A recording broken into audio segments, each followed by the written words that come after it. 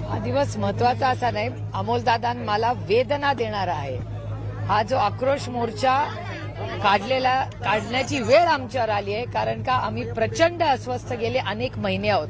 6 महिन्यापूर्वी मी स्वतः पियुष गोयलांना ट्विट केलं होतं आणि सांगितलं होतं की पुढचा हा कांद्याचा प्रवास अडचणीचा असणार आहे, तुम्ही धोरण व्यवस्थितपणे आखा. त्यावेळीच माझ्यावर प्रचंड टीका भारतीय जनता पक्ष म्हणजे भ्रष्ट जुमला पार्टी आणि पियुष गोयलांनी केली होती.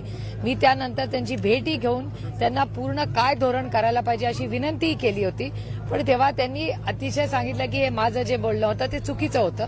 आणि आज तुम्ही बघताय की 6 महिन्यापूर्वी जी गोष्ट मी कांद्याच्या बद्दल बोलले होते ती आज परिस्थिती तुमच्या सगळ्यांच्याच डोळ्यासमोर आहे. आजच इथे यायच्या आधी तुमच्याच चॅनलवर मी पाहिलं की महाराष्ट्राच्या एका जिल्ह्यात 1 रुपयाला कांदा आहे, 1 रुपयाला, आणि त्या शेतकऱ्यांनी ठरवलंय की कांदा तिथेच जाळून संपून टाकायचं. हे तुमच्याच चॅनलवर आलेली बातमी आहे. त्याच्यामुळे आजचा महाराष्ट्राचा काळ्या मातीची इमान राखणारा जो कष्ट करणारा शेतकरी आहे, तुमचा माझा अन्नदाता आहे, त्याचं कंबरड मोडण्याचं पाप हे ट्रिपल इंजिनचा महाराष्ट्राचं खोके सरकार करतंय आणि केंद्र सरकार करतंय. काही दुसऱ्या बाजूला कांद्याचा फटका जो आहे तो फक्त शेतकऱ्याला न बसला असून एक्सपोर्टवर देखील बसतोय.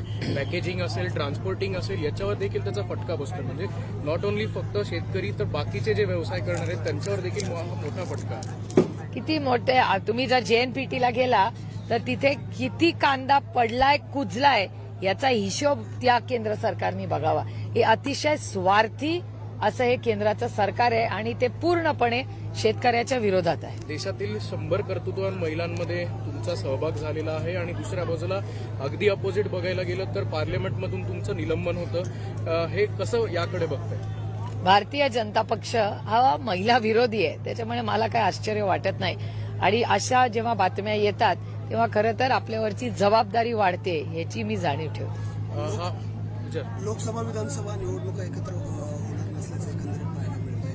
त्यानंतर जे मुंबईची महानगरपालिकेची निवडणूक आहे तीही पुढे ढकलली जाते. कसं पाहता येईल भाजप सरकार एकंदरीत सर्व निवडणूक? हे सरकार नाहीये, दडपशाही आहे. दिल्लीत सगळं ठरवतं महाराष्ट्रात काय होणार. त्याच्यामुळे एक तर मला अपेक्षितच नव्हतं हे इलेक्शन घेतील. आमचे सगळेच नगरसेवक म्हणतात ताई तुमचं इलेक्शन नंतर विधानसभा 2025 मध्ये वेळ मिळाला तर आमचं, अशी परिस्थिती झाली आहे. पण ही बातमी नसून भरडला कोण जातंय? सर्वसामान्य बायबाप महाराष्ट्राची जनता याच्यात भरडली जाते. याचं कारण असं की आता नगरसेवक हा तुमच्या रोजच्या सुखदुःखात असतो. म्हणजे गटर असेल, पाणी, गटर, मीटर, वॉटर या सगळ्यामध्ये तुमच्या सुखदुःखात रोजच्या गरजांमध्ये, घरात कोणी आजारी पडलं, कुणाचं निधन झालं, कोणी जन्माला, काही असलं तरी नगरसेवक तो तुमच्या हक्काचा माणूस असतो. तो गेले 2-2.5 वर्ष त्याला जबाबदारीच नाहीये, इलेक्शनच झालेलं नाही. आणि सर्वसामान्य माणूस रोज कॉर्पोरेशनमध्ये जाऊ शकतो का? त्याला आत तरी जाऊ देतील का? भेटणं तर विसरा. आणि एक म्युन्सिपल कमिशनर एवढ्या नगरसेवकांचं काम करू शकतो का? तर नाही करू शकत. तो काही सुपरमॅन नाहीये. आणि त्याच्यामुळे ही यंत्रणा ही दडपशाही आहे. यांना लोकशाहीच नकोय, यांना इलेक्शनच नकोय, असं यांच्या सगळ्या कृतीतून दिसतं. काही लोकसभेच्या जागेवरनं काही सीट शेअरिंग संदर्भात काही चर्चा झाली आहे का? कारण की जयंत पाटील काल म्हणाले होते की येत्या आठवड्यात याची चर्चा होईल, त्यामुळे काही आखणी आपण करतोय. दिल्लीमध्ये ऑलरेडी याची सविस्तर चर्चा सोनियाजी, उद्धवजी आणि आदरणीय पवारसाहेब आणि सगळ्याच पक्षाच्या वरिष्ठ नेत्यांची 2-3 राऊंड ऑलरेडी इंडियाच्या मीटिंगच्या वेळीसही झालेल्या आहेत. आणि पुढच्या 8-10 दिवसामध्ये पूर्णपणे याची सगळी माहिती तुमच्यापर्यंत पोहोचवली. तर ते भाजपच्या तिकिटावरती लढण्याची शक्यता एकंदरीत वर्तवली जाते. शिवसेनेचे आमदार एकत्र होण्याची शक्यता वर्तवली. आजकाल हे कोणी ठरवत नाही हो, हे आईस ठरवतं. आईस म्हणजे इन्कम टॅक्स, सीबीआय आणि ईडी. आता हे आईसवाले आहेत ना, तेच ठरवतात कोण कुठल्या चिन्हावर लढणार. कारण का लोकशाही राहिलीच नाही, अशीच परिस्थिती आहे. थोडेच लोक जे लढवय आहेत अमोलदादांसारखे ते लढायला तयार आहेत, कारण का त्यांचं संविधानावर प्रेम आहे. भारतरत्न डॉक्टर बाबासाहेब आंबेडकरांवर विश्वास आहे. त्या संविधानाच्या चौकटीत अमोलदादांसारखे लोक आज काम करतात, ज्याचा आम्हाला सार्थ अभिमान आहे. खरं तर आदरणीय शरद पवारांची काल भेट घेतली, त्याच्यामागचं काय असं? कोणी? आदरणीय पवारांची भेट घेतली ते नाही मला माहिती. काल पवारसाहेब खूप लोकांना भेटले. जरांगेंची खरं तर रॅली निघतीये, म्हणजे जरांगे मुंबईकडे रवाना होतात. एकंदरीत हा आक्रोश त्यांचा पुढे येतो की काय एकंदरीत? आता बघूया. 20 जानेवारीपर्यंत वेळ दिलेली आहे जरांगे पाटलांनी सरकारला. बघूया काय होतं. अजून 20 दिवस आहेत. ताई, एका बाजूला दादांनी शिरूर लोकसभा मतदारसंघातून माझा उमेदवारच निवडून येणार अशी ग्वाही दिल्यानंतर आज हा मोर्चा जो आहे तो बारामतीमधून काटेवाडीत देखील जातो आहे. तुम्हाला असं देखील वाटतंय का की बारामतीतील शेतकऱ्यांचे प्रश्न जे आहेत ते सोडवलेले गेलेले दिसत नाहीयेत आणि पुन्हा एकदा या मोर्चेतून काय आव्हान असेल राज्य हे माझं मत नाहीये, हे तुमची चॅनल्स पण बघा, हे सर्वसामान्य मायबाप जनतेचं मत आहे. अमोल दादा आणि मी आम्ही सेवा करायला इथे आलोय. आम्ही दोघं लोकप्रतिनिधी म्हणजे काय, लोकांचे प्रतिनिधी आहोत. आम्ही लोकांचे सेवक म्हणून, लोकांचा आवाज म्हणून आम्ही दिल्लीत बोलतो. आम्ही काही काल्पनिक गोष्टी बोलत नाही पार्लमेंटमध्ये. काल्पनिक गोष्टी आमचे सत्तेतले लोक बोलतात, आम्ही दोघं सत्य बोलतो. आणि आमचं काम काय, सर्वसामान्य मायबाप जनतेचे प्रश्न हे लोकसभेत जाऊन सत्य बोलणं, ह्याच्यासाठी आम्हाला लोकांनी निवडून दिलंय. त्याच्यामुळे कुठलं गाव, वाडी, वस्ती असं नाही.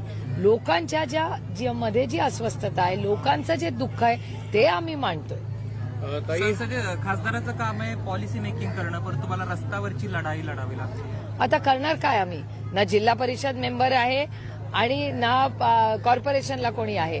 आणि लोकप्रतिनिधीची जबाबदारी असते.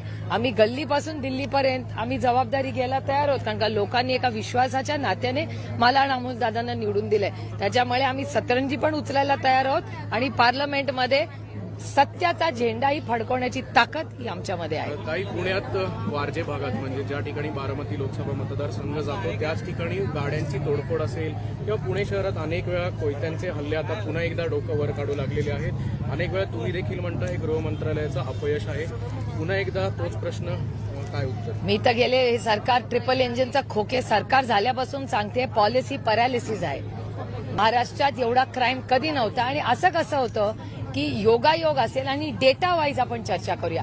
जेव्हा जेव्हा देवेंद्रजी गृहमंत्री होतात तेव्हा या राज्यातला क्राईम कसा वाढतो. आणि हे मी माझ्या काल्पनिक कथा नाहीये, तुमच्या चॅनलचा डेटा वाचून सांगा. नागपूरमध्ये मागच्या आठवड्यात झालेली घटना, पुण्यात होलेली कोयता गँग, आमच्या काळात कधी कोयता गँग होती का? गाड्या फोडण्याची ज्या पद्धतीने होत आहे, अर्थातच हे गृह मंत्रालयाचा फेलियर आहे. जेव्हा मी देवेंद्रजींचा राजीनामा ह्याच्यासाठीच मागते, कारण का देवेंद्रजी जे आधीचे 5 वर्षाचे देवेंद्रजी होते ते आता दुर्दैवाने राहिले नाहीत. त्यांना अधिकारी किती देतात? एक कर्तृत्ववान महाराष्ट्रातला नेता मोठा झाला, मुख्यमंत्री होता, त्याचा तुम्ही उपमुख्यमंत्री केला. किती अपमान करणार देवेंद्रजींचा? त्याच्यानंतर अर्धा त्यांना डीसीएम केलं. म्हणजे आधी मुख्यमंत्री, नंतर उपमुख्यमंत्री, त्यातून हाफ उपमुख्यमंत्री. हा अन्याय नाही? आणि मी विरोधक म्हणून बोलत नाहीये, पण एक नेता जर कष्ट करत असेल, 105 आमदार निवडून असेल, त्याचा मान सन्मान करायला नको? मी एका मराठी माणसाचा अपमान दिल्लीचा दरबार करतोय, ह्याचं मला अस्वस्थता होते. ताई, अजित पवारांनी पक्ष संघटन मजबूत व्हावं याच्यासाठी जिल्हाध्यक्ष असतील किंवा शहराध्यक्ष असतील यांना एक बोलेरो कार द्यायचं ठरवलेलं आहे आणि आता त्यावरून टीका व्हायला सुरुवात झालेली आहे. अंजली दमन यांनी तर थेट आरोप करत विचारलंय की हा सगळा पैसा सिंचन घोटाळ्यातला तर नाहीये. मला असं वाटतं, अंजलीताई काय बोलतात हे मला माहिती नाही, पण जे आरोप झाले ते भारतीय जनता पक्ष, भ्रष्ट जुमला पार्टी, ज्याचं नवीन नाव आहे आता, तर त्यांना करावं. त्याच्यामुळे हा प्रश्न मला विचारायच्या ऐवजी तुम्ही आदरणीय माननीय देवेंद्रजी, ज्यांनी आरोप राष्ट्रवादी काँग्रेस पक्ष आणि माननीय अजितदादांवर केले, त्या देवेंद्र फडणवीसांना तुम्ही हे प्रश्न विचारले पाहिजेत. कारण का आदरणीय माननीय देवेंद्रजींनाच ह्या सगळे आरोप केलेत, याचं उत्तर त्यांच्याचकडे असेल.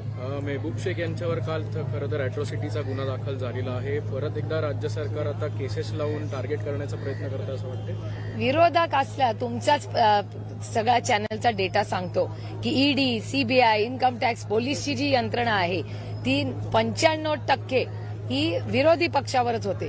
त्याच्यामुळे ह्या केसेस होतील, तर जशी लोकसभा आणि विधानसभा जवळ येईल त्याची आमचीही मनाची तयारी आहे की आमच्या सगळ्यांच्या विरोधात खोट्या नोट्या केसेस वाढत जातील. त्यामुळे आम्हाला काय आश्चर्य नाही, यांच्याकडून काय अपेक्षा करणार हो. मोपेलवारांनी राजीनामा दिलाय, काय राजकारणात येण्याचे संकेत आहे की काय सांगता येते, तो त्यांचा वैयक्तिक प्रश्न आहे. घ्या झाला ना. आता कुठली नोटीस आली? आणखी नाही नोटीस आली. मुंबई कोर्टाची आता खाली घ्या, खाली. अथर्वा.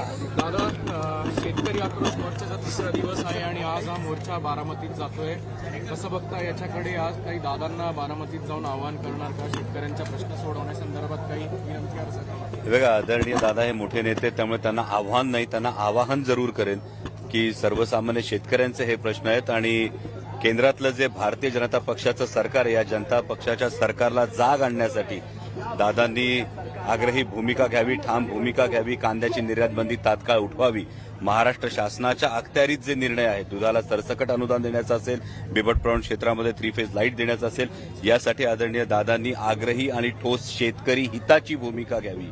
या पद्धतीची कळकळीची विनंती ही नक्कीच दादांना आहे. देवेंद्र फडणवीस यांनी परकीय गुंतवणूक महाराष्ट्रात सगळ्यात जास्त झालेली आहे असा दावा केलेला आहे. याचा कुठेतरी तुम्हाला असं वाटतंय का की खरंच परकीय गुंतवणूक महाराष्ट्रात झाली आणि याचा थेट जो इफेक्ट आहे तो सामान्यांना झालाय आणि फायदा झालाय? भ्रष्ट जुमला पार्टीची ही नेहमीची नीती आहे. मोठमोठे फक्त आकडे फेकायचे. मी आणि ताई जेव्हा संसदेमध्ये असतो तेव्हा सुद्धा आम्ही हजारो लाखो कोटींचे फक्त आकडे ऐकत असतो, पण जेव्हा वस्तुस्थिती येते तेव्हा मात्र लाखो कोटींची फक्त उद्योगपतींची कर्ज माफ होतात. सर्वसामान्य शेतकऱ्यांना, सर्वसामान्य तरुणांच्या तोंडाला पानं पुसली जातात. त्यामुळे माननीय देवेंद्रजी याच भ्रष्ट जुमला पार्टीच्या नीतीनुसार मोठमोठे आकडे फक्त फेकतात. ग्राउंड रियालिटी काय आहे तर मी माननीय देवेंद्रजींना एवढीच विनंती करेल की उघडा डोळे आणि बघा नीट. दोघेही संसदरत्न आहात, मात्र तरी सुद्धा राज्यात तीन पक्षाचं सरकार असलं तरी तुम्हाला ही लढाई जी आहे ती रस्त्यावर उतरायची वेळ येते. कारण राज्यातलं सरकार हे एक फुल दोन डाऊटफुलचं सरकार आहे आणि एक फुल दोन डाऊटफुल असल्यामुळे याच्यामध्ये पॉलिसी पॅरालिसिस आहे. आज 22 दिवस कांद्याची निर्यात बंदी आहे. महाराष्ट्रातला मला एक नेता, या एक फुल दोन डाऊटफुल सरकारमधला एक नेता दाखवा ज्यांनी दिल्लीच्या सरकारला डोळे दाखवून सांगितलं की आमच्या शेतकऱ्यांचा प्रश्न आहे, तुम्हाला निर्यात बंदी उठवावी लागेल. हे सांगणारा एवढ्या मोठ्या तुम्ही म्हणता त्या ट्रिपल इंजिन आणि एक फुल दोन डाऊटफुलच्या सरकारमध्ये जर एकही मंत्री या पद्धतीने महाराष्ट्राचा स्वाभिमान दाखवू शकत नसेल तर मग हा पॉलिसी पॅरालिसिस नाही तर दुसरं काय आहे? ताईंच्या हातात ही टोपलेली सी भाजीची काय नेमकं याच्यामध्ये काय संभवित? नाही, हा जो वानवळा आहे तुम्ही प्रत्येक ठिकाणी बघताय. मागच्या काळात जेव्हा सत्ता संघर्ष झाला आणि भ्रष्ट जुमला पार्टीनं वेगवेगळ्या पक्षांच्या संदर्भामध्ये जे फोडाफोडीचं राजकारण केलं, त्यानंतर सत्तेचा उन्माद दाखवण्यासाठी अनेक ठिकाणी जेसीबी मधून कुठं फुलांची उधळण होते, कुठं गुलालाची उधळण होते. पण जेव्हा शेतकऱ्यांचे प्रश्न आहेत तुम्ही ठिकठिकाणी बघताय, ही जी संस्कृती त्या पद्धतीनं हा वानवळा देऊन माता भगिनी याच्यामध्ये गाजर देखील आहे. नेमकं काय? नाही, हे तर नेमकं प्रतीक आहे भ्रष्ट जुमला पार्टीचं जे सातत्यानं महाराष्ट्राच्या हातात येत आहे.